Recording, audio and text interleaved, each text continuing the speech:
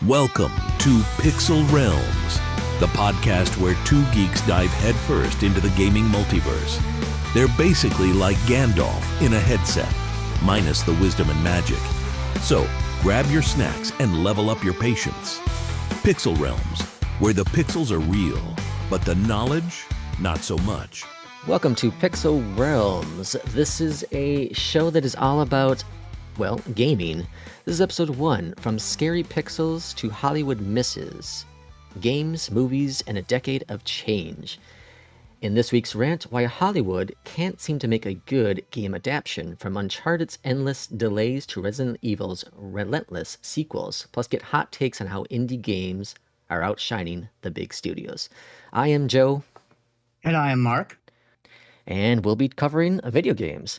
So we're going to start off with the news in this episode, and coming up very soon, depending on when this podcast actually gets posted, is the new Dragon Age game. This would be the 4th game in the series, and I know I am a big fan of the Dragon Age series. Mark, you not so much, I believe? No, I haven't played any of the franchise, really. I did try Dragon Age Origins a while back, and I thought it was okay, but I couldn't get into it like I thought I would, despite me being an RPG fan. So I don't know. It could have just been at the time I wasn't feeling it, and that maybe if I revisit it, I'll like it. But yeah, I didn't really get into it. Yeah, you know, and it's an interesting game because it's kind of a blend of like the Skyrim with a lot of other games in there. It is one of BioWare's most successful series. And the initial reviews coming out are looking really, really good. Most of the mainstream reviewers are giving it anywhere between 8 and 9. And it's sitting at Metacritic, I think it's 8.5 right now. So that's really, really good for an early game and a very good sign for BioWare. Maybe they have a new feature coming forward after the disastrous last titles they've had come out. Yeah, because BioWare, it's one of those things. BioWare used to be so good. Like, I remember most of BioWare's games I really loved back in the day, and then they just went on a string of they couldn't make a good game to save their life. 100%. The only thing I know, so this shows you where I'm at when it comes to the news sometimes. So the only thing I've heard with the new Dragon Age game, I didn't know it was being sounding like it was going to be it's going to be a huge hit, was I heard people were upset about the change in gameplay style from the previous games. So yeah, and I'm trying not to spoil myself a lot, so I've only seen maybe 2 trailers and very little gameplay, but the style has changed slightly. I don't think it's as big of a jump as people have said. When they launched the first gameplay trailer, it looked disastrous, but it turns out nothing like that was actually in the game. It was one of those promos that don't actually make it into the game. Okay.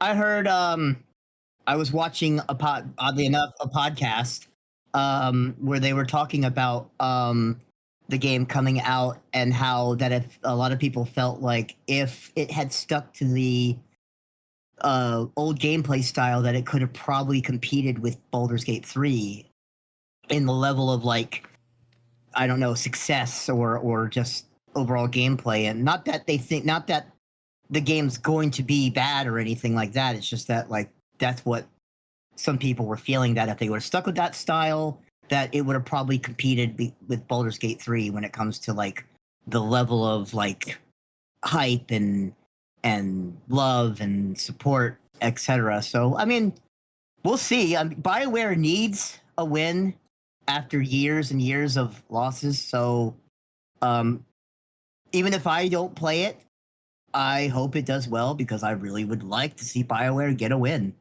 The thing with the Dragon Age series is that every game, they've actually changed the gameplay mechanics significantly. From Origins to Dragon Age 2 was a massive change. 1 was top-down view, and 2 became an action hack and slash kind of game, third person.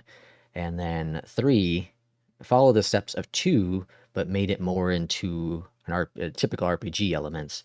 and now 4 is kind of taking 2 and 3 and mashing them together. So it's an Okay. interesting series. Yeah, I mean, it'll be interesting to see how it goes. I'll probably watch somebody, whether it's Co Carnage or one of the other streamers that I watch, and when he starts playing it, I'll probably jump in on a stream or two just to see how it's looking, what and everything before I make a decision on whether to play it. All right, on to the news that Mark would like to share, which is World of Warcraft. Yeah, so I know you don't play World of Warcraft. I know so the 20th anniversary, the big 20th anniversary patch dropped last week. It's been good for the most part, but they also decided late last week to drop a new mount that you could buy for real money, and it costs $90. Jeez. Yeah, I don't. And the funny thing is it feels like any of like the hype and the news for the 20th anniversary kind of went away, and then all you were seeing is people talking about this new mount and how it's going to mess up the economy of WoW because I guess like token buying went crazy because you could essentially buy WoW tokens. You could buy it with in-game gold, and that would be essentially worth, I think, $15 on the market, or vice versa. If I'm being honest, I don't really know how that thing really works because I've never looked into it. Very rarely do I spend real money on in-game stuff for WoW. Like the occasional, very rare in the past. Back in the day, used to do like server transfers when like a group of us would leave the server. Or just recently, I paid for a race change because they made one of the newest races of characters available for other classes, and me being a dragon whore and loving dragons, like it was basically a dragon human.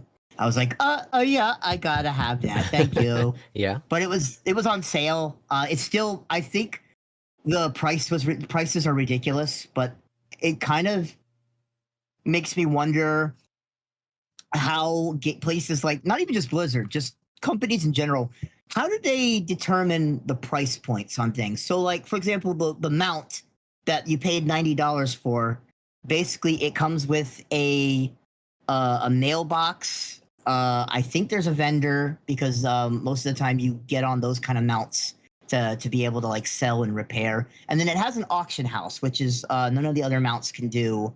And the auction houses are usually just in the big cities.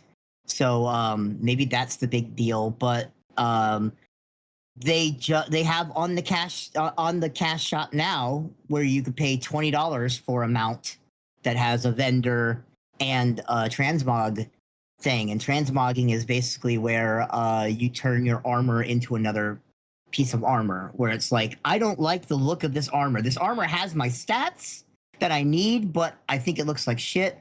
I'm gonna make it look pretty.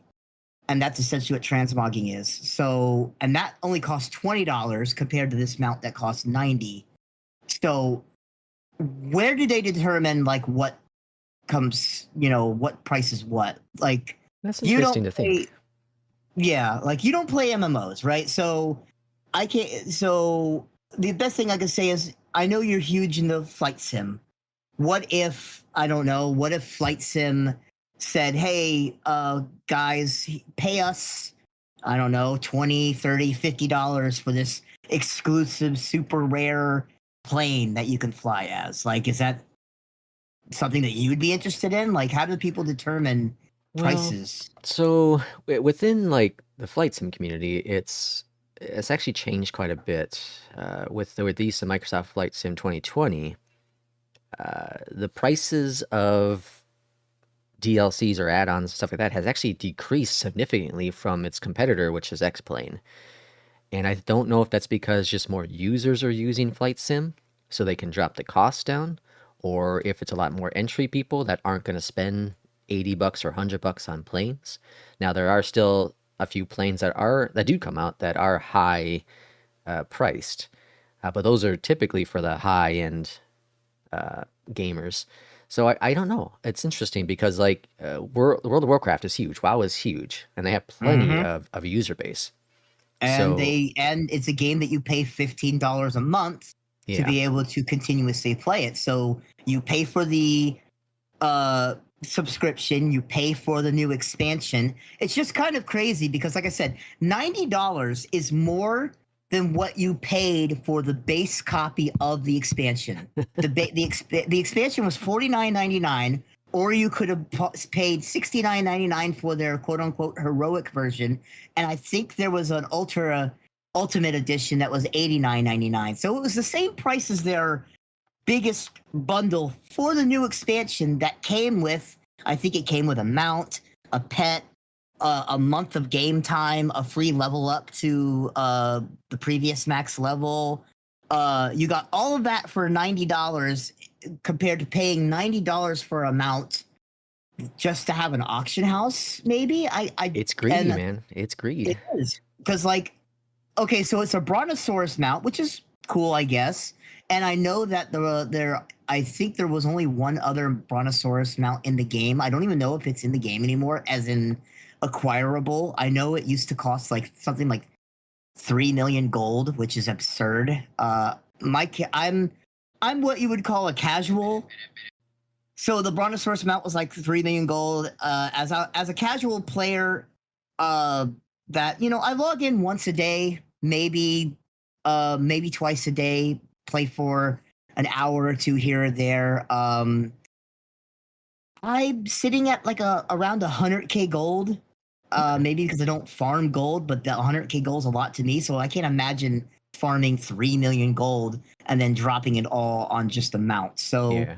I guess the same thing with the they're taking maybe the gold to real dollar ratio. Like maybe 3k gold would be what they would consider worth $90.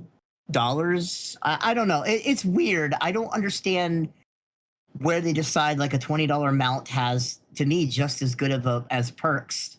Being able to like transmog on the go, especially if you're like a newer character and you're leveling and you're constantly getting new gear and swapping new gear. I think it would be better to have that than an auction house. The only other thing I can think of is that, so like I said, the auction house is in game is usually tied to their big cities, and it's not movable. So maybe that's where they put the prices, like being able to access something that, like, say you're in the middle of nowhere in game, and you're able to suddenly access the auction house. Maybe that's something. I guess Yeah. it just doesn't really make sense to me. Yeah, I don't. It like I said, I think it's greed. Studios Yeah. have their, especially something that's you subscribe monthly to, and then Mm-hmm. on top of that, they want more. Amazon with Prime, now they have advertisement or commercial breaks in there unless you pay $3 more a month to get rid of those commercials. So it's greed. It's all greed Yeah. across the board. No, what 100%. Like it's a shame too, because it's not like they need the money. But I guess if they can get away with it, I mean, can you really fault them if it's not like that you have to pay that money? Like, it'd be one thing, at least they're not doing a pay to win type scenario where it's like you pay this money to get this item that enhances you and makes you better. Like, it's cosmetic, right? You want to look cool or have the cool new mount or whatever. So at least it's not an essential thing. So it's like, hey, why not? Like, it's your money. It's their they have the right to put whatever price they want on it, and it's your money. It's your to decide. I'm going to pay this money. So, Yeah, yeah, it's awful. but Uh, it just sucks that it's kind of pushed aside what should have been a celebration of 20 years of a game. yeah, and corporate greed. I'll go Yeah, back to it every time. yeah. No, Corporate that's greed. that's fair. Fair point. On to the next topic is I'm not sure if we'll keep this one in there or if this one will just come up during seasons, but since it is going to be Halloween and this episode will likely be posted by Halloween, I thought it'd be interesting to talk about our favorite, I shouldn't say favorite, but let's say scariest game that we have played. And for me, there's two games that always come to mind. One was recently remastered or remade, and that was Dead Space. And the one previous to that is going to get a sequel soon enough, and that is Alien Isolation. I played so my only experience with Dead Space is Dead Space 3 with your cousin and my buddy Vaz. Mm-hmm. It wasn't super scary to me, but it was like, because I think by then Dead Space 3 was more on the actiony aspect than just about, being a scary game, and the game was kind of poorly optimized, so it was more like, God damn, this game sucks. What was the other game? Oh, Alien Isolation. I played a little bit of it. It's not really for me, but I definitely got the fear factor for it. I didn't get a chance to get scared because I didn't play it long enough because it just wasn't for me. Yeah. But I could see why it was, could be scary, especially with the technology in that game of the alien. Basically, if you constantly go into hiding, it'll like learn from that. And I think it also has the ability to pick up microphones in some versions or something. But I don't think so. But there are a couple games that have come out recently that do have that capability. As for scariest games, I don't play scary games. I don't like horror games. I don't play games to get scared. It's the same reason why I don't play rage games, why I don't play Souls games, because I don't play games to get pissed. Yeah. But the scariest game, it's gonna sound really dumb, but I played, honestly, was Phasmophobia when it was first coming out. It was the only time I actually audibly yelled out in because I was doing funny enough, I was doing the tutorial mission. And I knew where the ghost was going to be because the tutorial tells you, because it just wants you to get used to the game. Yeah. But the way it like popped onto the screen when I went, like almost like when I wasn't expecting it, even though I knew it was going to be there, I didn't know when it was going to pop up. So it like popped up on the screen. So I like turned and I saw it, was like, oh shit. That was and then I played it a couple more times with a couple of other people, and it was scary. But I could probably see where a game like that probably loses its fear factor after multiple playthroughs, because it's like, okay, this is what this ghost does. Oh, it killed me. It did this. But I don't play scary games, so those are probably Phasma was the only game that's ever made me like scared, like for a brief second, to where I was audible. Because I don't count, obviously, you don't count like the odd jump scare that like you weren't expecting something in like a random ass game, and then it does something and you're like, oh shit. That could, because it makes me think of the game called Fear back in the early 2000s. I'm just like a lot of people. Little kids scare the crap out of me, and you put them in a video game where they're even more creepier. I remember I actually talked about this at work not too long ago, which is, I remember one scene where you turn your back and you're walking down like a sewer, down some ladder, and as your head goes up, you'll see the little girl's feet, and that scared the crap out of me. I mean, that's fair. I mean, I probably shouldn't say this because I have kids, but babies, like babies in babies games are scary. Like in any movies, games, terrifying. What was the Resident Evil game? The one with the Dami Mommy. I know what you're talking about. I don't remember which one it is though. There's like a baby boss. Like one of the enemies is a baby, and I'm like, oh my god, that's freaking horrifying. But I don't know. It's just, we're not supposed to be terrified of that kind of stuff. That's the human nature. But when you are able to switch it in our minds, it makes it scarier. Yeah. Like we're known to be terrified of if a tiger or a lion is chasing after you, but a little cat, not so bad, unless you're terrified of cats. Yeah, that's fair. I hate clowns. I'm terrified of clowns. Oh, yeah. So anything with clowns would terrify you.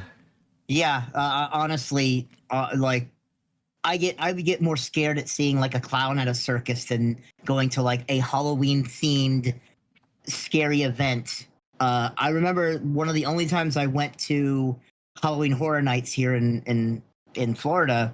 Well, I didn't know anything about themes. I didn't know they had themes. I thought it was just, oh, this is a Halloween thing. You go there and you're gonna have monsters jump out at you and whatnot. But I guess that was this was a long time ago. I'm talking maybe I was in middle school or high school.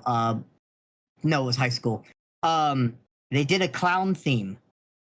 I had no idea. I didn't heard advertisements for it. I didn't hear them say, "Oh, the spooky clowns." So I didn't know that it was clown theme, and I went. My only time I went to Halloween Horror Nights, and I got thrown out Oh, jeez. because clown jump scared me, and I punched him right in the face. Like my fight or flight was, oh shit, bop. And they were like, Oh, boy. yeah, yes, sir. You need to leave. So yeah, that So never go to a haunted house with Mark. at least not with haunted clowns, I guess, because I will probably. Although I guess at the same time, maybe go to a haunted house with Mark because, you know, maybe I beat the shit out of the clown or the monster before it gets a chance to kill us. Who knows? Whatever. And on that note, let's jump into the weekly rant. In this rant, we were going to talk about video game movie adaptations. And I know this is a hot topic with gamers because there are many, many titles that have been released, movie titles at least, that are taking stories or titles and whatnot from games and making them into movies. Yeah. God, there's been many. There hasn't been many good ones, but I guess you can't really say that there is no such thing as a good video game movie anymore. But for the longest time, there was if they announced a game was getting a movie, or like, oh well, that's unfortunate. And to really flip the script really quick here, movies that have been turned into video games. How many of those have there been? I can't remember off the top of my head. I'll be honest. There's probably been quite a few. I know a good example is Lord of the Rings. They had a couple games come out. Yeah. For the I think it was for the Two Towers and for the Return of the King. Mm-hmm. They were both really good games. Like they were fun. Those were good back then. Yeah. And then it spanned. It spawned. Video game or not video game adaptations, but the franchise of video games for Lord of the Rings, because that's when soon after the Mordor games came out, and those were pretty good games. So there's those cases where a movie gets a video game and they've been at least pretty decent. But usually if it's a game first and gets a movie, for the longest time it was not good. Yeah, and that's, I think, still a lot of the case when it comes to the games. Just a quick rant of titles that I have not seen, but have heard that they were awful. Hitman, Prince of Persia, Rampage, Silent Hill, Max Payne, all have been known to be awful movie video game adaptations. Or sorry, video game movie adaptations. And then you have a couple of them that aren't as horrible. Five Nights at Freddy's apparently isn't so bad. I have not seen it, but it got pretty good reviews. It's supposed to be pretty similar to the actual story within the game, if you can call that a story. Yeah, I think from what I'd heard that people have seen it is that it was more for people who liked the games, that it felt like I don't know if I would say a love letter, but like at least that's where you kind of know that the video game is getting a movie just to make money, is when they hire people who have no knowledge, no experience with the games, or don't do the research, because like there's so many movies, movie games or game movies or whatever that are just the title alone. Like the original Mm-hmm. Super Mario film Oh yeah. was basically just called Super Mario Brothers and had Mario and Luigi and had like Bowser, but like basically had nothing to do with the games. If you change the title and just name it the Plumber Brothers, it would have been fine. Yeah, something like that. Maybe not quite that because that much like quite like that, but you know that's basically on point. If you change the name, maybe change the looks, not made them Mario and Luigi. But yeah, if you just be like, if they just happen to be plumbers, Mm-hmm. for example, I think like it could have been at least a somewhat okay movie, even though if I remember seeing that movie and it just wasn't a good film. For the time, But it was your traditional action movie. And, you yeah, know, that's true. again, for the time, it was fine. And then you have game movies such as Angry Birds, which you saw. Yeah, I saw it in theaters with my family because at the time my kids really loved Angry Birds, and I was dreading going to the film. I was like, oh boy, here we go. But you know, my kids. And I ended up, oddly enough, I ended up liking it. I thought it was fun. The main character was the red bird that you see on like the titles of it, and I kind of related with him. I looked at my wife and said, they made me into a movie. This Redbird is me. I'm literally Redbird. But those kind of movies, I think, are perfect because it's a little basic kids game, Angry Birds, right? I know adults do play it, and it became a major popular thing, but they just had fun with it. They made it into just a CGI fun movie. And I know we briefly talked about this before individually, me and you, but like Minecraft. Oh God. Oh God. I'm That's not even out dreading. yet. Oh God. Just the trailers alone. Just the trailers alone. I'm just like, why? Mm-hmm. Yeah, And what the disaster. hell did they do to Jason Momoa? They I don't they pick people that they feel are relevant. Yeah, like And 5 years ago. yeah. Like at least they didn't cast The Rock because it feels like that would have been a movie they would have cast The Rock for. The Rock was probably busy, so they had to get Dollar Store Rock. No offense, Jason Momoa. Oh, you better lock your doors. Oh yeah, he beat the shit out of me. Oh, and Damn so handsome man. to continue the rant, we have Borderlands, which neither one of us have seen, but have seen the trailer or Yeah, trailers. yeah. So I've never played the games, not because I didn't want to. Funny. Real quick tangent there. Borderlands series is the only game series I couldn't play because I got motion sickness.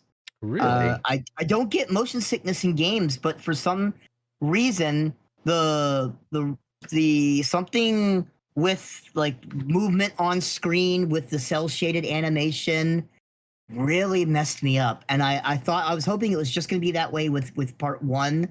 And I tried playing part two with a friend, and I couldn't play it for more than an hour before I Wow. had to stop. Yeah, only game series that's ever done that to me. That's interesting.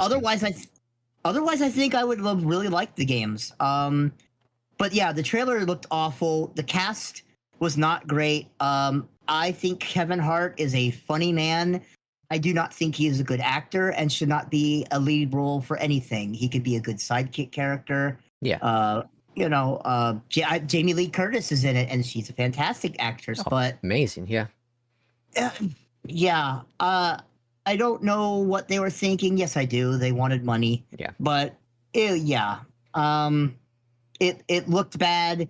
It sounded bad, and then from what I hear from anyone who has seen it, it was bad, and it bombed, rightfully so. Someone I work with, they are a huge Borderlands fan, huge, massive. They've played all of the games many of times and have countless hundreds of hours into each game. They saw the trailer and were, a little disappointed, but they're gonna go see it either way. And I asked them the day after it came out what they thought, and they paused. And you know when anyone pauses, that typically means not great things are about to come out of their mouth. And he went on Hmm. his rant about how much he disliked it and was pissed off about it. Um, Yeah, yeah, he, yeah. I've he I've heard that's the case for the fan base. he said if you take the title off of it and call it something else, that it's a fine movie, but it doesn't do the game justice whatsoever. And and that's the case that like we said earlier is where you could tell that they were in it for the money because they were like, let's get the name Borderlands, and we're gonna make some money off people who at least like Borderlands, even though it has nothing to do with it. They've done that with so many things. They've done that with video games. Mass Effect, the first three games, fantastic. Mhm. Armageddon was unanimously hated. I played a little bit of the game. I thought the game itself was fine, but I think if they would have taken, as a matter of fact, I would go as far as to say if they had taken the Mass Effect out of the title, just called it something like Armageddon, and then took out the fact that it was in the Mass Effect world, like changed like the alien races to be their own like aliens instead of being Mass Effect aliens, I think it would have been a good game. Yeah. Because the gameplay itself was fine, better than fine. The game overall wasn't that bad from what little I played of it. But you put the title Mass Effect on top of it, and it was instantly bad, instantly hated, because it wasn't Mass Effect. And that's what we have here with something like Borderlands in a movie format. You put the name Borderlands on it, and essentially was a steaming hot pile of garbage. But take the name off of it and just call it random sci-fi space shooter 2024, and it would have been probably an okay movie. And then you have titles like Uncharted that come out that have been in development forever. So much so that Mark Wahlberg was originally supposed to be Nathan Drake, a young Nathan Drake. And decades went by, maybe a decade went by. And of course, people age, and Mark no longer was young. So they had to cast a new person. And um, Tom Holland, what's his name? Holland? Tom Holland. What's Tom his? Holland. Yep. Yeah, Tom Holland. He's fine. He's great. I felt he was a decent Nathan Drake. I definitely love him as Peter Parker and Spider-Man. Mm-hmm. But it's just the movie itself wasn't necessary. It didn't feel like what we've seen in the Uncharted games. Understand it was a prequel to the series because it is a very young Nathan Drake, but they tap into that in, I believe, each of the games that are out already a little bit, little segments into it, which is fantastic. But it is a Yeah. fine movie. It just wasn't necessary. Yeah. There was probably just not enough parkour and jumping in it. Well, yeah, that's probably it. And then there's a movie we both seen, which is Warcraft. Yeah. That's that one right there. That one's one of my favorite I guess game movies of all time. I love the movie. I love Warcraft lore. They have tons of it. They have tons of movies that they could have made. I was hoping it would do well because I wanted to eventually get a Lich King movie, Hmm. but I thought the CG was fantastic, especially for its time. Oh yeah. It told a good story. The cast was all right. I didn't know much of any of the actors in it, but they were fine. But it bombed in the box office. And I think I don't know. I'm guessing it's just one of those things where maybe gamers don't really go watch movies. We'd rather be playing the said game. That was one of those instances where I feel like they made the movie hoping it would appeal to the masses, but only people who would have probably really understood it were the people who played the games, and the people who played the games didn't even really go see it. So, you know, It's Warcraft is such a big name when it comes to gamers. Any mhm. gamer, doesn't matter how old you are, is you've heard of Warcraft. The Yep. thing is Uh, though, gamers or people who aren't gamers have no idea what Warcraft means.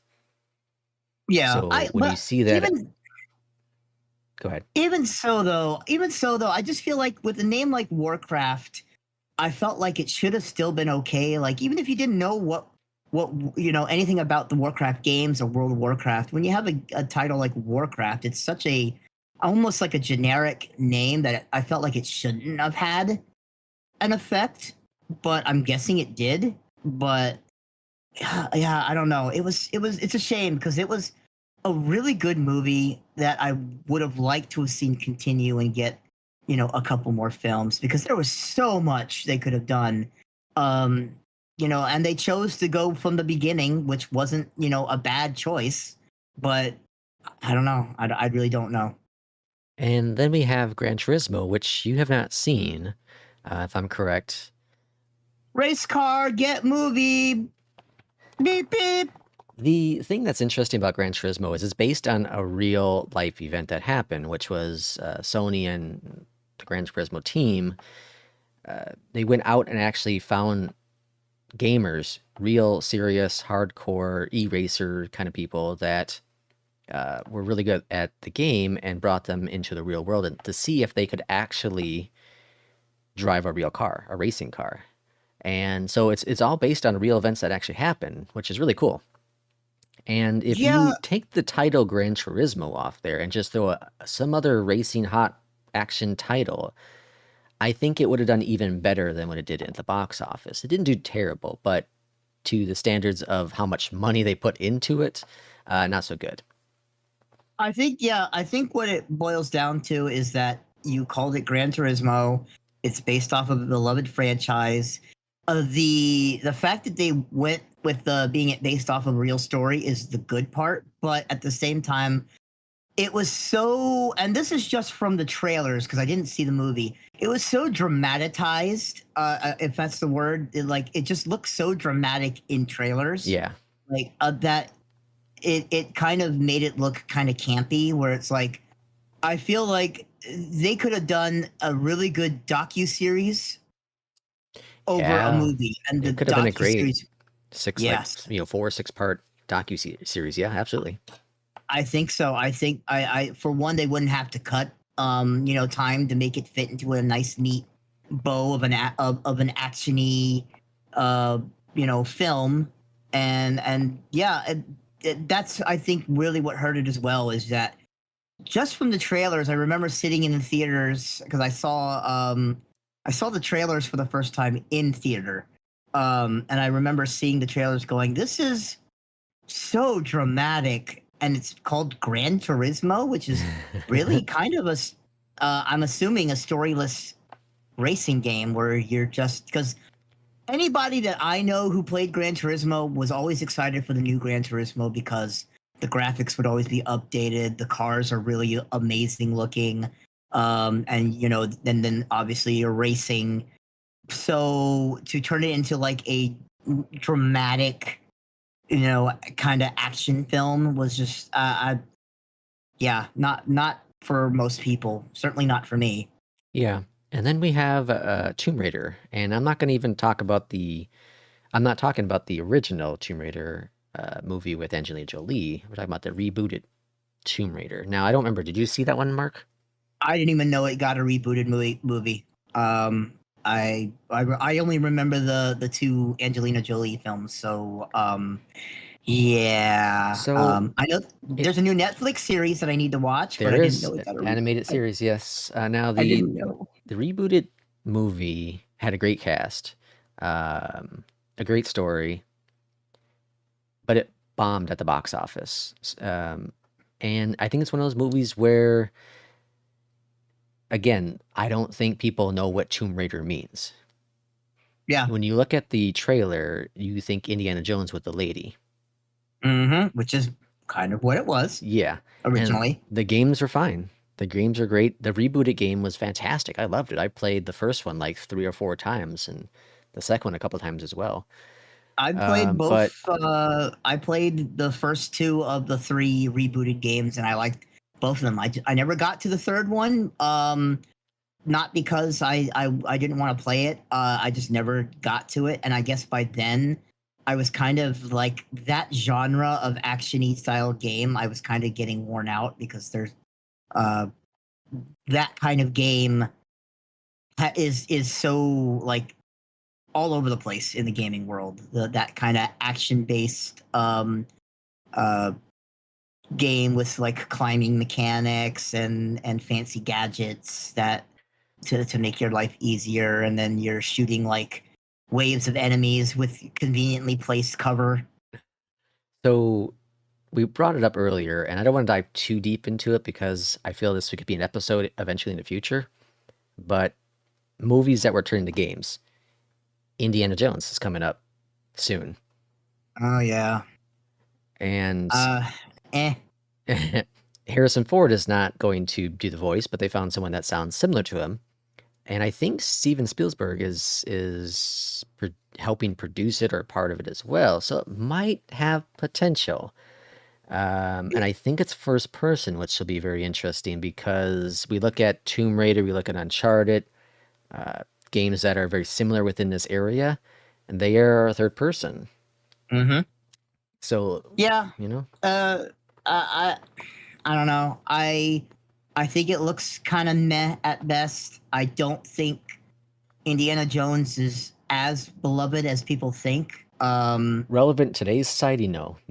Yeah, definitely not. Like I know the last two Indiana Jones movies did terribly, the Crystal Skull, and then Yeah. the newest one apparently was really, really, really bad. Yeah, not great at all. Not great at all.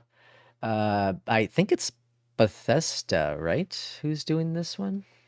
Oh crap. Yeah. Hang on, let me see. I'm pretty sure it's Bethesda, which means that Bethesda's been shooting out a lot of crap ever since they've been purchased by Microsoft.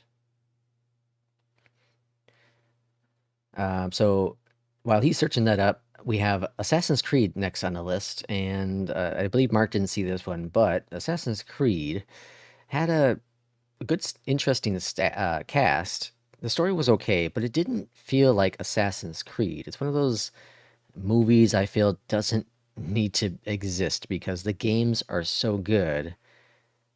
Well, most of them are so good that sometimes when they convert it into a movie, they lose that spark, something that's interesting within it. Yeah, yeah, it is Bethesda, by the way. Okay. Indiana Jones and the Great Circle. Yeah, I think so the thing is with Assassin's Creed, correct me if I'm wrong, but didn't that kind of I remember that was the first time I heard of the guy who ends up playing Magneto in the rebooted X-Men films. Yeah, I can't think of his name off the top of my head. Michael Fassbender or something Yeah, like that. yep, Fassbender. And he's a great actor. I think he's really good. But And he played a fine assassin. He was fine. Like again, the casting was fine in my opinion. It's just the story. It didn't feel like an Assassin's Creed. Yeah. I haven't played much of the franchise. And by the time I got interested enough to play them, there was like 17,000 versions of the game. So and now remasters and reboots and remasters, reboots, origins, and this and that. Like, yeah, I don't know. That one just another sense of like take Assassin's Creed off of the title, call it something else, call it Assassin's Oath. I don't know. Yeah. And maybe it does better because then you don't instantly think, oh, this is a video game tie-in. Resident Evil. Oh boy. There are 16 trillion different Resident Evil games and movies. Yeah. And okay, so let's start from the good. And there's very little. The first one. The first one's okay. I would go as far as to say the first two were good, and the third one was mediocre, but not the worst.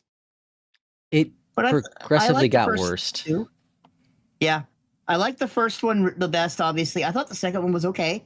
Yeah, it wasn't bad. It wasn't bad. I enjoyed it, but I wouldn't call it good cinema, obviously. And then the third one was kind of campy, but still kind of felt okay. And then they started taking steaming piles of shit. What Hollywood started doing is reusing some of the props they had and whatnot, and it was cheaper to make the movie, so why not push out more movies? Kind of like, Mm-hmm. I feel like what the Saw movies have done, right? Like the first Saw Oh movie was God. unique, special, and then it's just like, oh, well, we already have all these props, so let's just make a whole bunch more because it's going Yeah, to be let's dirt do cheap. Saw 72. Yeah. So that's kind of where I Uh, feel with a set with the Resident Evil series. yeah. And then didn't they correct me if I'm wrong, but didn't they create Alice for the movies instead of just going with Yeah, I believe so. like they could have just done Redfield and I think her name was Claire, Clara right? or Yeah. Claire and Leon Kennedy and Yep. tell those stories in live action format and they would have been fine, probably better. And But that's the they were like, thing. let's make a new character. Hollywood just wants to mess with the stories, and we, as gamers, want to watch the movies because of the games being so unique and special to us. So why mess with the ingredients that made it great? Yeah, like think about Doom was basically not the video was nothing like the video game, but hey, the Rock's in it. Hey, it has Yay! to be great because The Rock was in it back when he wasn't the Yeah. greatest of actors. But he Yeah. was okay. But you know, Funny enough, you say that. I enjoyed The Rock when he wasn't a super great actor more than I do as a good actor now. Walking Like Tall, when he was Walking Tall, which I think was one of his first ones outside of I the love this. awful Scorpion King one. The Scorpion King was bad, but I liked it. I liked it a lot. I thought it was fun. I thought it was a fun movie. I thought his first film, when he was still a wrestler, oh, now I can't remember the name of it. But I really liked that one. I remember seeing it in theaters with my wife, and we both had a good time. It was funny. It had a lot of good action in it. Like, I don't know. Like when he was a bad actor, I thought that his films were good, and now that he's like a good actor, it's like, okay, The Rock's in this. We know what to expect. There's gonna be some big exciting chase like scene or jumping from off of a building or He became the new some Arnold Schwarzenegger. yeah, What's the guy's Rocky guy? Sylvester Stallone. Stallone, Yeah, yeah, that's who he's become in today's world. which hey, more power to him. It's got, especially coming from pro wrestling where these guys are in a quote unquote scripted sport where people are always like, oh, wrestling's fake, but it's like no one really understands the wear and tear on the people's bodies in that sport. Yes, I called it a sport, because you have to be athletic to do a lot of what those guys do, and they destroy their bodies. So coming from a sport where you're destroying your body to just acting, hey, more power to the guy. Yeah. But yeah, he's definitely kind of I've been tired of The Rock 10 years ago, and he still comes out with several movies a year. He's not in the Mortal Kombat series, surprisingly. Maybe he will be when they reboot that for the fifth time. But okay, so let's start off with the original. The original came I out back in the love the 90s, original. right? Yeah. I don't remember the exact time. I want to say it was like mid 90s, if I I'm think not so. mistaken. Now, okay, before we go too much farther, who is your favorite character for the OG movie? I don't remember characters. Okay, If I'm okay. being honest, I think I liked the main character. Was it Liu Kang? Liu Kang, yep. I liked Scorpion. But I don't think he was a major character in that one. 1995, by the way, was 95, the okay, first film. yeah. So Raiden has always been my favorite character, Raiden, whether yes. in the games and of course in the OG movie. Yeah, he was fine, and he was fine. Heck, I even liked the sequel film, even though it was definitely not as good as first, but I enjoyed it. I think they recasted Raiden for the second one. I think so. Yeah, I don't remember what happened with that, but I do remember saying, "Oh, he looks different." And then we had a reboot of it Yeah, to become a movie. Now, before it which became a movie, there could have was been. Mortal Kombat Legacy that came out in Hmm. 2011, which was a online series you could watch. I don't know if it was on YouTube Yeah, or what it was on. I think it was a T. I remember there was. I don't know if this is the same series, but I remember it used to come on after. I want to say Monday Night Nitro or something. It was on. It was on TNT or TBS. It might be. Um, I don't remember. it was canceled, I believe, because I remember the ending was very bad. Like last episode, like everyone was like dying or died, and Game then of it just Thrones. ended. Yeah, it just like ended, in essentially like a big to be continue, and it never came back. So I'm assuming it got canceled. I don't know if that's the same series. I don't remember. But so they rebooted Mortal Kombat into a movie. Yeah, It came out 2001 or 21. Sorry, in 21, yeah. But it yeah, came out 2021. during COVID. So it didn't get the Mm-hmm. theater box office hit. It went, I think, direct to Max or whatever it was at the time called. Yeah, Um, and it wasn't bad. It wasn't a bad movie. very mid, Yeah, very middle of the road. had great effects. The acting was decent. It had a lot of cues from the OG movie and series with the music. Hmm.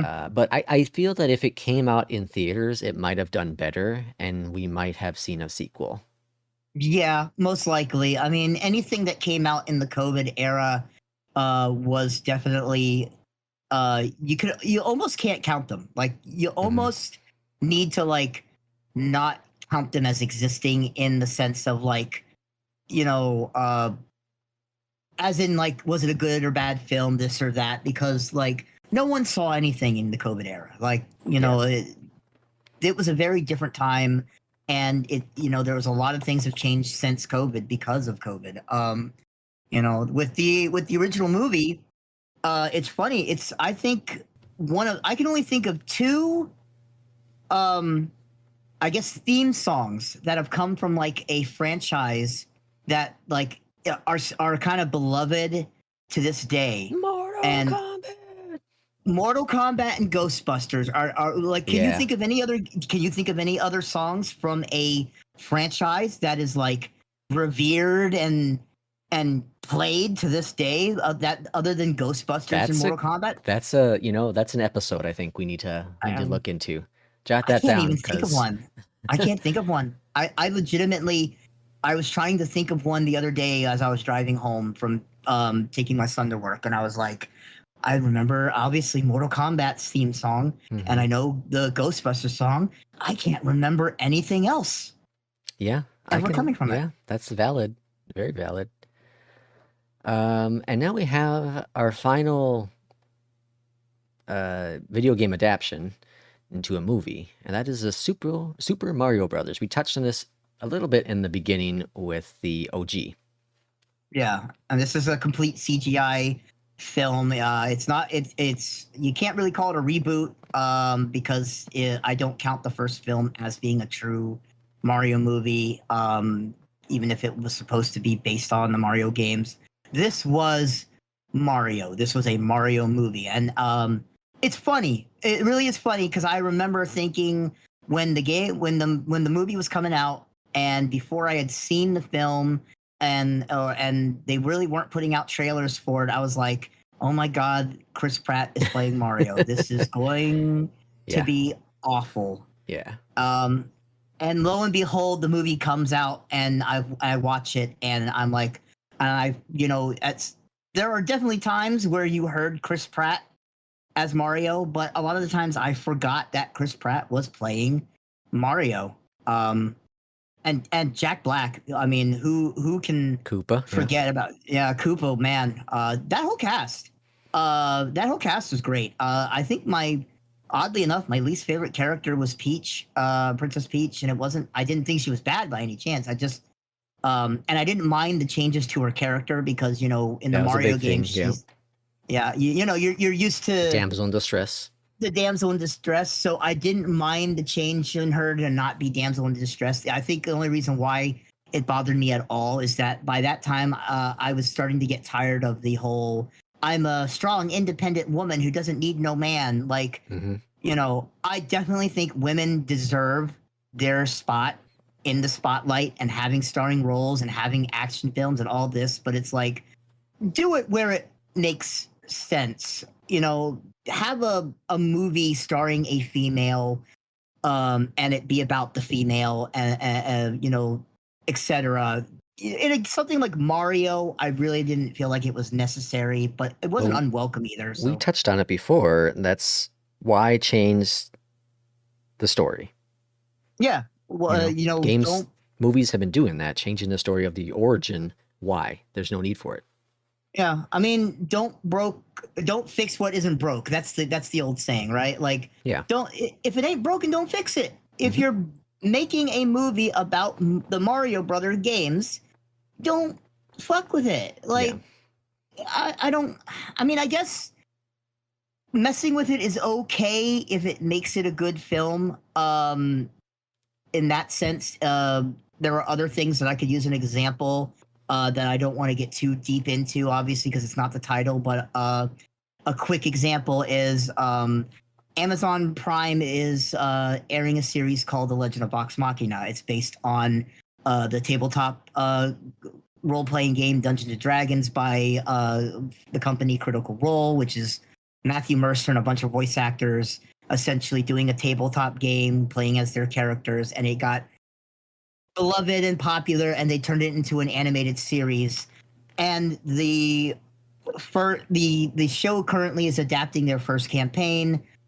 They've made many changes to the story, and they all have been beautifully done. It's all great, and even though it's completely different than what we saw during the tabletop games, but there are different scenarios with these kind of things. With the Critical Role show, you've got people sitting at a table playing a game for 4 hours a night, and you're turning that game and adapting it into a story that needs to have cohesion and skip a lot of the fluff of like a Dungeons and Dragons game. Absolutely. Whereas the Mario games really weren't super deep story-driven games that they were trying to make a coherent story out of. So I guess it's different liberties that way. I don't know. But at the end of the day, this movie was good. I'm excited about the next one. It sucks that it's like so far off in the future and I understand why. Animation, especially this level of animation, takes time. Yeah. But it's one of those things where it almost feels like, will it get the same hype when the sequel does come out? Because many years have passed. That I buzz. feel it'll be fine. Mario is such Probably. a iconic, and Mario is one of those non-gamers know who Mario is. Yeah, no, that's fair. I just, little kids, adults, it doesn't matter. Grandpas, grandmas, they know Mario. Yeah, I think it's just because this day and age is like the ADHD generation that like that's where my worry comes in. 2-3 years from now, we finally get the next movie. Will people care as much as when it was first coming out? Because that was 2 or 3 years ago. I don't remember that film. Like, yeah, that's fair. iPhone 75's out. Like, I don't know. You have to use your fingers. Yeah. So, Which, real quick before we switch to anything else, just hopping off of the topic of Mario. I want a Zelda series. I want a Zelda series so bad. There's a chance with Mario doing so well. There's a chance. Yeah. Oh God, I hope so, because it's just that feels like it could be such a really good series if done well. Because like I like the Zelda games, but I don't think I've ever like played through an entire one from start to finish, because I just kind of get tired by the time I get like to the halfway point or the close to the end. It's just like, this is a great game, but I'm kind of done with it. Yeah. So last but not a game is Ready Player One, and I don't remember. Did you see this one, Mark? Yes, I saw it because my wife really wanted to see it. She had been reading the books, and I remember going into it not knowing what to expect, and I was pleasantly surprised. I thought oh, the story's not bad. I don't genuinely like it when there's like a younger cast, not because I don't think they can be good actors, but you definitely get that hit and miss of like teenage to adult to even to like young adult actors with range of emotion and whatnot. Yeah. I thought it was fine. The all the different Easter eggs and all the different things from like different franchises was just really cool and fun to see. But at the same time, it's based off a book series. It's been a long time since that movie came out, so I'm guessing it's probably never going to get a sequel. And honestly, I'm not surprised. I think a one and done is perfect for that kind of movie. Yep. I think you're right. I think it did a good job of getting interest in the series, at least shorthand. So like maybe it got people to read the other books who that wouldn't have normally otherwise. Yeah. So I will. I do have one thing I want to add before we change topics. Is we forgot a franchise that was a video game first that got a movie. What's that? Pokemon. You know, Technically, I didn't add it in there because I wasn't sure if it qualifies for the list because technically it was the cards first, right? Oh, okay, so it was a card game first, yeah. But it was all by the time the card games had really started to get big, the games were already out too. And yes, it is based off of Detective Pikachu, which was its own game as well. So maybe it's a little bit looser. But I'll be honest. I really really liked that movie. Yeah, I'm my wife sad that and we I haven't watched it just gotten a because new one. Ryan Reynolds, we are big fans of him, and that's the reason Yes, why we watched it, and definitely. we had a blast, and we have no idea anything about Pokemon. I grew up with Pokemon. That was almost my first anime if you count it. Even though yes, it was an anime. It wasn't a cartoon. It was an anime because it was Japanese animation. It was one of the first before I even realized I was watching anime. And yeah, like I really wish we'd get. I guess I really don't want a sequel to Detective Pikachu. I think the Detective Pikachu movie is a good standalone, but Yeah. it shows what they can do with technology to make the Pokemon look real to where we could get a real Hmm. Pokemon movie. So I guess maybe that's where I'm going. So that's almost like a different kind of subject matter Yeah. tied into this kind of topic. But yeah, that was just something I wanted to throw out there because I remembered it as we were wrapping up with Mario. I was like, oh, that's right. Pokemon, Pikachu, Detective Pikachu was a game and based off of Pokemon, which is a game, that got a live action or just a major motion film adaptation. I'm not even counting the Pokemon movies that were animated and that were just basically the anime put into full length feature format. I'm Yeah. talking about just the Detective Pikachu movie. Yeah, it was I was surprised on that one. That was a good one.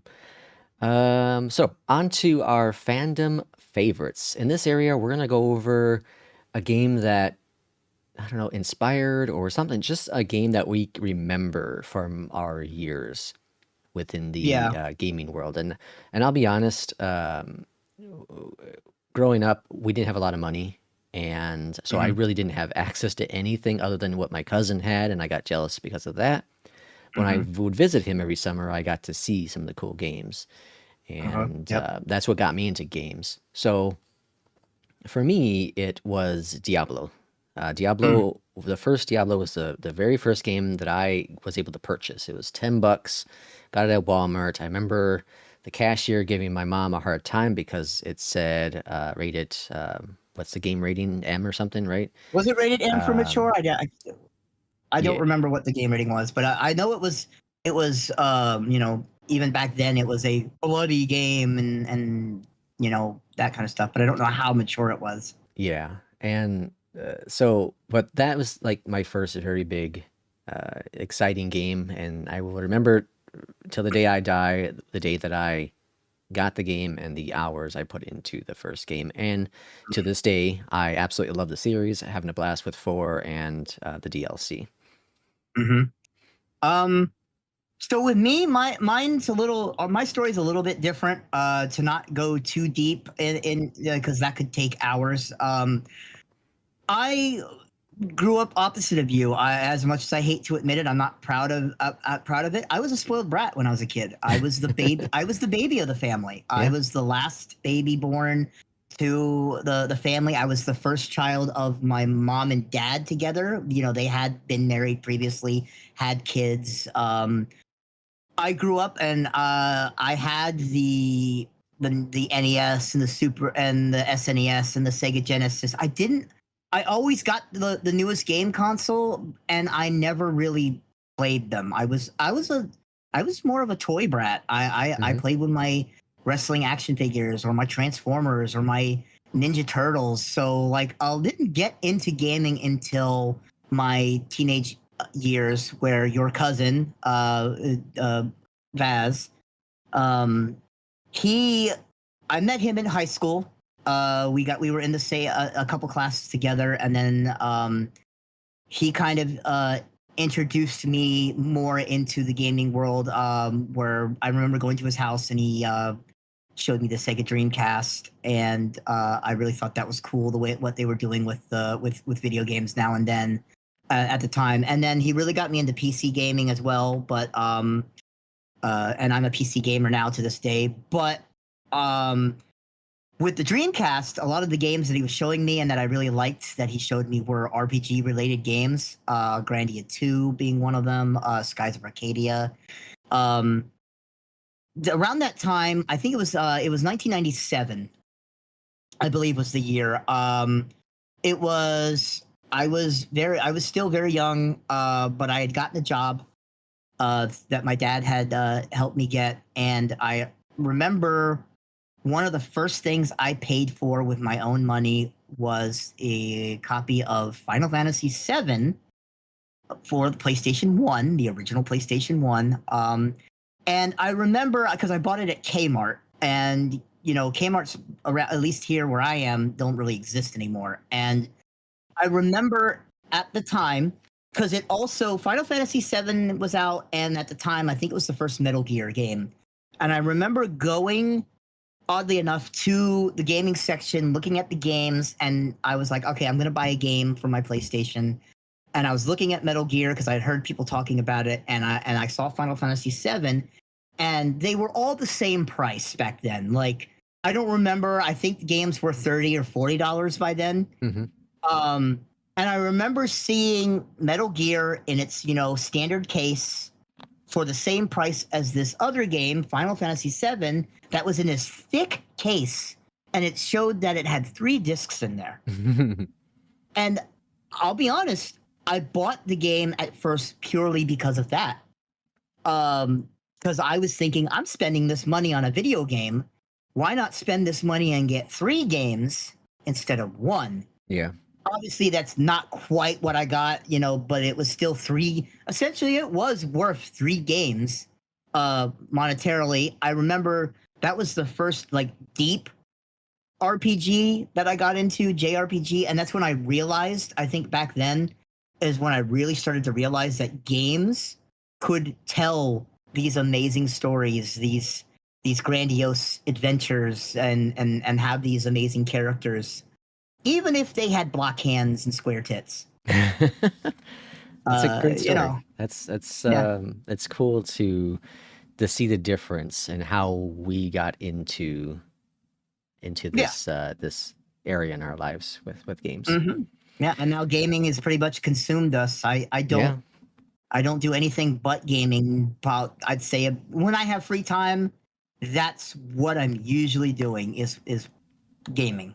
And it's a hobby. It's no different than, Mhm. there are some people that like playing with creating little characters through 3D doll, and painting them and putting them all together. Some people like doing model cars and whatever, Yep. train sets. Some, so everyone has their hobbies, and just our Yep. hobbies happen to Legos. be Legos. Yeah, I love Legos. Yeah. So So like do I. the gaming industry is a hobby, Yeah. I and mean, at, think about this, like you could buy a $60 game and you can put thousands of hours into it. oh yeah. Not a And bad investment. No, absolutely not. You get into the old stories of like gaming. Video games are bad for children, but at the end of the day, some of the smartest people I know are just hardcore gamers because and they spent their childhood or their young adulthood or whatever in playing video games, and sometimes those were even their babysitters, and Yeah. they turned out to be just fine. This is a whole nother topic for a whole other day, for another day, probably even a different type of podcast. But like you get into that whole thing of like gaming was bad for it, when it's like just like anything in life, it's what you're taught, Yeah. with it's the parenting or the lack of. The same thing with video games. Yes, does there sometimes need to be moderation? Probably. I'm guilty of it. I you would you could say I was guilty of it with my children, of just letting my kids get on their games, and because they took after me, and they're gamers and they are on their computers playing games probably more than they should be sometimes. But I don't know. I think it just depends on how you teach them Yeah. and how you were raised. But yeah, I mean, look at gaming now. Look, like people can make money off of gaming. When we were young, that was Oh, yeah. God, could you imagine Man. gaming being a money making thing when you and I were 16, 18? Good These Lord. There are people making thousands and a few making millions just playing games. Yeah, Just and playing games. just playing games and having people watch them, And we're not talking or about the they're pro games, like the pro yeah, people, that just regular people. yeah, This is their you full-time know, job. exactly. It's crazy. I always think about it like I've mentioned this to your cousin, I've mentioned this to you. It's like we were unfortunately born at the wrong time. We were born too early. Yeah. If we were born 10 years later, that would be us. Like But, now we're old well, and speak for dead yourself. and But decrepit. uh segueing into our next topic, which is a great segue, what has changed in the past decade with games? So many And things. so you say we're born in the wrong decade, and that could be true, but we're also knowledgeable and mature enough to know that things have changed for the Oh yeah, better and worse in certain aspects in the past definitely, decade. definitely. So we have, let's just, everyone knows this one, right? Mhm. Pay to win. You brought it up Yep. with WoW, Yep. and thankfully they don't do that for the most part. But pay to win is a big hot topic within the gaming industry, and Has it been for is years. awful. Hmm. Definitely. The pay to win and loot crates are which are kind of hand in hand and sometimes not, but those are usually the two biggest, or were two of the biggest, like subject matters for a long time, of The being loot like, loot crates have been banned, I believe, in the EU, sorry, in certain aspects. yes. And they have to have like the gambling sticker on it or something now to say Hmm. that that's what it is. And yeah, that's what it is. It's gambling. There's no doubt. Yeah, no, yeah. It's just it is kind of funny that they're able to do that with loot crates, though, when you've got games that are essentially gotcha games that they can get away with and not call gambling. They're look at your anything that uh I forgot the name of the company now. Hoyo has put out Genshin Impact, Honkai Star Rail, a Oh, lot of sure. a lot of mobile games. It's all about like your gotcha games and getting like your awesome looking anime girl or anime guy. Like, Yeah. Yeah. how come that isn't gambling compared to the loot crates? Because they're all putting real money into a currency that's buying a crate or a item, or and you're not guaranteed to get said item. Yeah. Same thing with the gotcha of those games. So, but yeah, But that was a big thing. let's Yeah. be fair though, because we have the time to game. Hmm. There are some aspects of pay to win that are beneficial for people who do not have the time, to where they can get their experience boosted faster so that they can get the stuff they want and be able to Hmm. finish the game in 30 hours versus 60 hours and not having Hmm. to grind through it. So those type of pay to wins are fine, in my opinion, because it gives that opportunity for people who don't have the time to put into it. Yeah, I mean, it boils down to just that. How does it affect the overall masses? It's bad. Pay to win is bad in a MMO type scenario or like a PvP based scenario where you're making your character stronger than everyone else's character. But Yeah, you can at the put same 2,000 time, hours and get the same thing, or you can spend $5 and be at their level. That's not right. that's not right at all. No, and that's where the line gets drawn. Like, if you're playing a single player game, and it's like you can pay $5, $10, whatever you want to pay, and you get boosted to get to where you want in the game. I don't think there's anything wrong with that because you've paid for the game. You're not affecting anyone else's gameplay. Yeah. And it's your money going into this thing, and it's boosting the company that's made the game that you like to play. But it just boils down to if you're affecting other people's enjoyment of the same game because they're playing that game with you, even if you don't know them or are playing and not directly playing with them, you may run into them, especially if it's like a PvP setting. So yeah, it really just depends on where the pay to win is put in. And going into it further, I'm going to combine two of our bullet points here, and that is testing and early access. Because they do go hand in hand. We have become the beta testers. Yes, that's true. Studios used to pay people to test out the games before launch, and now they just launch it and say, "Hey, go and test it out for $60." Yeah, or even less. $20, $30. However much money. You're basically the tester. And it's almost worse in a weird way. It's almost worse than the loot crate problem or the pay to win problem because now it's every game. I could probably pull open my Steam account and go through my Steam library and probably, at least 2 or 3 in every 10 game is probably in early access. And the thing is this, in terms of the AAA titles, it's not just the PC games I'm talking about, because I bring this up. Cyberpunk 2077 was launched on PlayStation, on Xbox, on PC, and the consoles were rough. Oh yeah. And the idea of making a game for a console is because it's the same hardware across the board. There is no different graphic card, CPUs, all that jazz. So you build it for one console and it's good for millions of people. But yet when that game launched, it launched not tested properly for its actual launch. Yeah, it was a unanimously bad clusterfuck of a game to where I'm sure that the reputation was marred forever. I'll put it like this.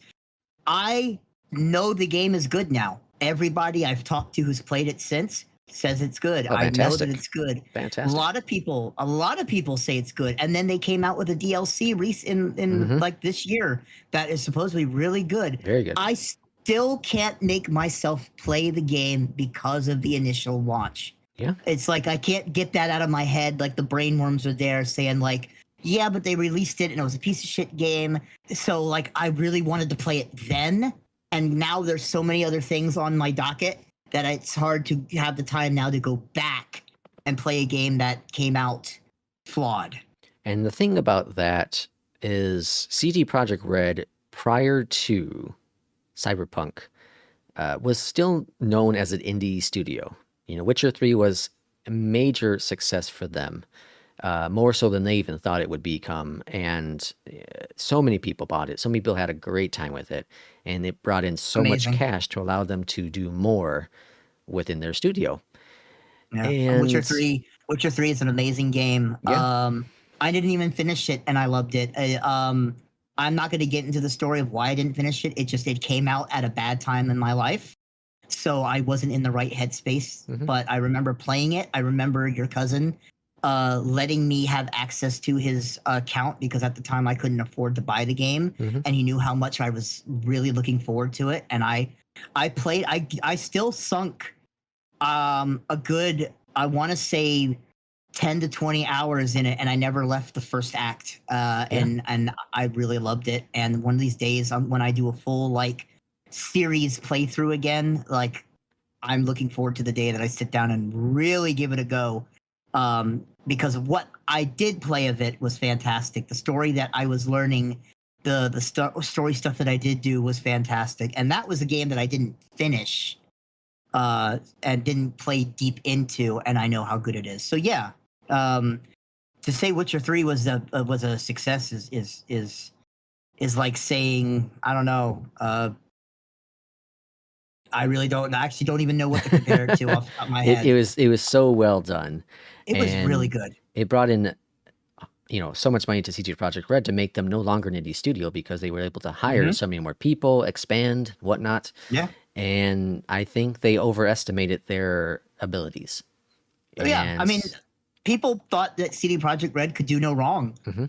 Even though I might be incorrect with this, but I feel like there was an issue with the launch of Witcher 3 as well.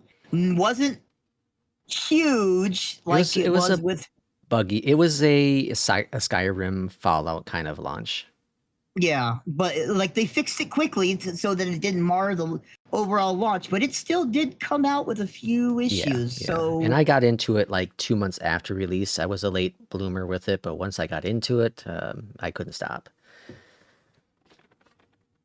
So early access, not just from the indie studios, but also from AAA studios. Less testing. There are some AAA studios that push out games and actually throw on the early access title, which is mhm, alarming in a way. So early access is good I because think so. indie studios, they don't have the money. Sometimes you have one, two, three people working on a game. They need funds. And I'd Yeah, rather pay for something that I could put a few hours into than into a Kickstarter where I get absolutely nothing, yeah. potentially. I more or less agree. I think the concept of early access is fine. I think it's a good idea. Um I remember one of my favorite games of all time, Hades. The first Hades game came out. I think it was essentially early access. It was basically ready to go. It's not like Hades 2 where I'm essentially playing it as they're doing it, but like when Hades 1 came out, it was still considered early access, I believe. And I loved it, and I ended up putting in so many hours, and it became a huge game because of how good it was. That's a good example of it. Ready or Not is another great example. That is a game that they slowly added in more things, Mhm. and it would definitely change from the before 1.0. But once it got launched, it's been stable. Like we've as a Mhm. group and individually put plenty of time into a game like that. Another case of where it was done well. I don't know if you consider. Would you consider Larion an indie company, or at least was it an indie company Oh, before the release of yeah, Baldur's yeah, Gate 3? very, very much so. Yeah, very indie. Baldur's Gate 3 was an example of early access done well. Hmm. They put out Baldur's Gate Chapter by 3. chapter, I believe, right? The first act was the only thing playable, and it wasn't even the full act one. You could only get to a certain point, but I still put in easily 10 plus hours. And they've changed it a lot since then, and they listened and reflected off of the people testing the game. Hell, one of the playable characters became a party member purely because fans liked him. Um, so that was the case of early access done right, where they listened to the fan base, they fixed things, they put things in that fans wanted to see as they were continuously making the game and getting it ready for release. And it turned out to be, look at the reviews for Baldur's Gate 3. Look at the hearsay, the wordplay. Anyone who's played the game that I know of has loved it. I haven't heard very many bad reviews for it. Hell, people who have no interest in gaming whatsoever have gone on to play the game and been absolutely in love with it. So It's that's pushed the studio into a non-indie title or a studio yes. in my own opinion. It's very similar to what CG Projekt Red with Witcher 3 into Cyberpunk. And with Mhm. Arian learned though, they learned that they don't need to do a fourth one. They don't need Oh, to do a Larion, yeah. DLC. They don't want to get greedy. Yeah, they said they're not doing a they're essentially done with the game now. I mean, they're going to continue to patch it Mhm. if it needs to be patched, but they put out a big um, patch in September, and I think that was supposed to be the one of the last big ones. And And they're going to put yeah, their people are resources and money into a new game. something else. Mhm. Yeah, and And yeah, smart. people are upset. People are upset and sad because of how good this game is. But it's smart as a company because they don't want to get into the trope of being the Baldur's Gate game. And then if Baldur's Gate 4 comes out and it's not as good as Baldur's Gate 3, then it's going to be Larion that gets the flack because it's like, oh, well, why didn't they just make it like Baldur's Gate 3? Or why didn't they do this? Or why didn't they do that? So it's, yeah, as a fan of the game, I'm sad that Larion's not doing the next game. But as a fan of the company now, it's like, yeah, you don't want to rest on that win and get stuck in that loop of being like, Bungie and only putting out Halo games. Yeah. Yeah, it's definitely a smart business move. And let's talk about really quick two of the biggest developers out there, or publishers, I guess is what they are technically titled, and that is Ubisoft and EA. I hate them. Two of the largest companies when it comes Yeah. to the gaming industry who were on the top of the world for decades and now seems to release a lot of trash. They do. They put out a lot of bad games. They put a lot of like cash grabs. They've also bought out a lot of the indie studios. BioWare is a prime example of that. EA was very big problem for the loot crate when the loot crates came. EA was big to the point that it got to be a joke of being like, here's EA's new game, buy the loot crate, loot crate the game, this that, like it yeah. And then Ubisoft, I hold Ubisoft a little bit higher regards than EA, oddly enough. But at the same time, their online services have been bad all the time. And then there's the fact that just they put out, Assassin's Creed 27 and a half, Assassin's Creed 27 and 3/4, Assassin's Creed 27 and, whatever. Like, and now it's Assassin's Creed 372. We look at the past of Ubisoft, and we look at Watch Dogs. Watch Dogs is another Dogs. good example. The That could first have been a Watch great Dogs, series. yeah, the first was fantastic. The second one went really different. The third one, what the hell? We look at Ghost Recon, Wildlands, one of the most popular and to this day popular Ghost Recon games ever. And then we had Breakpoint, which completely changed the formula, completely, bug fest initially, changed the formula from from Wildlands into Breakpoint. We look at Rainbow Six, where they haven't had a new Rainbow Six game come out ever since Siege. Yeah, because they just keep doing Siege because Siege is like money. is like a battle. Yeah, it's a battle royale style game, and it's like, but they took a beloved franchise in the Rainbow Six series and turned it into that, and it's like, I know you and my cousin played Vegas many times. I know, give me Vegas 3, damn it. Yeah, so like Ubi has plenty of titles in its history. Splinter Cell, the Splinter Cell series. I know the last one that came out wasn't the greatest, but and they're talking about doing a VR version of it. But like, why do a VR your version? Cousin will be so happy. And you have 5% of the market that's actually going to play it. Why not capture more of that market share with a beloved series? Yeah, no, I agree. Like, Splinter Cell is a game that a lot of people have been hoping for getting a new game in the mainline series forever, and yeah, Ubisoft is they recently released Prince of Persia as a side scroller. Yeah, and it actually got some good reviews. Like a lot of people seem to have liked it, but they axed it. They axed the studio. They asked the studio, fired them all off, and the developers were like, "Hey, we're working on a second one." It's a whole lot of they don't know what they've got. It feels like Well, it's they a whole lot of charged they don't know what they got. $40, I think, for it. It should have been a $20 Yeah. game. Mm-hmm. If you would have charged $20, threw it on Steam, you would have got more people to get it, more people that would be aware of it, and it might have done even better. Yeah. No, I agree. All right. Well, that was the end of our list. Do we have any hot takes we can add into this, Mark? Oh man. I probably do, but I'm drawing a blank. I'm trying to think real quick. So, segue. This is a point where you might be able to edit or something while I'm trying to think real quick. If I don't come up with something in the next minute or two, though, we'll just wrap it. Okay. Well, there was something, but I can't remember what it is off the top of my head.